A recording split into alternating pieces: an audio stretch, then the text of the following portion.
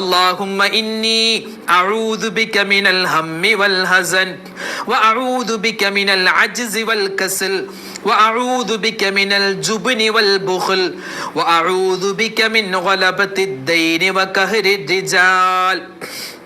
എന്താ അതിന്റെ അർത്ഥം? അല്ലാഹുമ്മ അല്ലാഹുവേ ഇന്നി അഊദു ബിക മിനൽ ഹമ്മി വൽ ഹസൻ. റഹ്മാനെ അല്ലാഹുവേ, ഒരുപാട് പ്രയാസങ്ങളുണ്ട് റബ്ബേ, ഒരുപാട് ദുഃഖമുണ്ട്, ഒരുപാട് ഹമ്മ്, ക്ലേശം, വിഷമമുണ്ട്, അതൊക്കെ നീ മാറ്റിത്തരണേ അല്ലാ. വഅഊദു ബിക മിനൽ അജ്സി വൽ കസ്ൽ. അല്ലാഹുവേ, മടിയെ തൊട്ട്, മടിയനായി പോകുന്നതിനെ തൊട്ട്, വെറുതെ ഇരുന്ന് സമയം കളയുന്നതിനെ തൊട്ട് അല്ലാഹുവേ എന്നെ നീ കാക്കണേ അല്ലാ. വഅഊദു ബിക മിനൽ ജുബ്നി വൽ ബുഖൽ.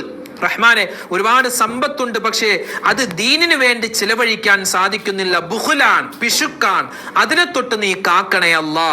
വഅഊദു ബിക മിൻ ഗലബത്തിദ്ദൈനി വഖഹരി റിജാൽ. അല്ലാഹുവേ, ഒരുപാട് കടങ്ങളുണ്ട്, ഒരുപാട് തീരാത്ത കടങ്ങൾ, തീർത്താൽ തീരാത്ത കടങ്ങൾ. ആ കടത്തിന്റെ ആധിക്യത്തെ തൊട്ട് ഞാൻ നിന്നോട് കാവൽ ചോദിക്കുകയാണ്.